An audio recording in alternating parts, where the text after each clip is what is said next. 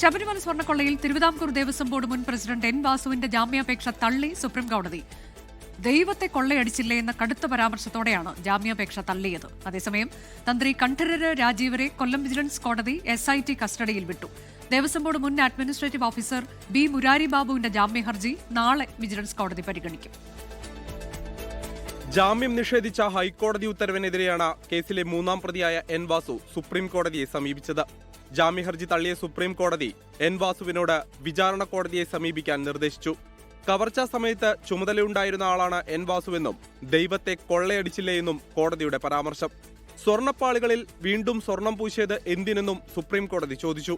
അതേസമയം തന്ത്രി കണ്ഠരര് രാജീവരെ കൊല്ലം വിജിലൻസ് കോടതി SIT കസ്റ്റഡിയിൽ വിട്ടു. ഒരു ദിവസത്തേക്കാണ് കസ്റ്റഡി.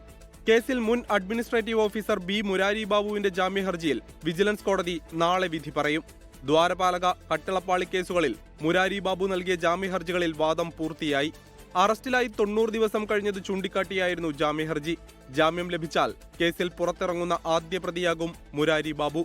24 ഡൽഹി, കൊല്ലം. ലോകത്തെവിടെയായാലും ഏത് സമയത്തും 24 വാർത്തകളും ഓഗ്മെന്റഡ് റിയാലിറ്റി പാക്കേജുകളും എക്സ്പ്ലെയിനറുകളും വിശദമായി കാണാൻ ഞങ്ങളുടെ YouTube ചാനൽ നിങ്ങൾക്ക് സബ്സ്ക്രൈബ് ചെയ്യാം.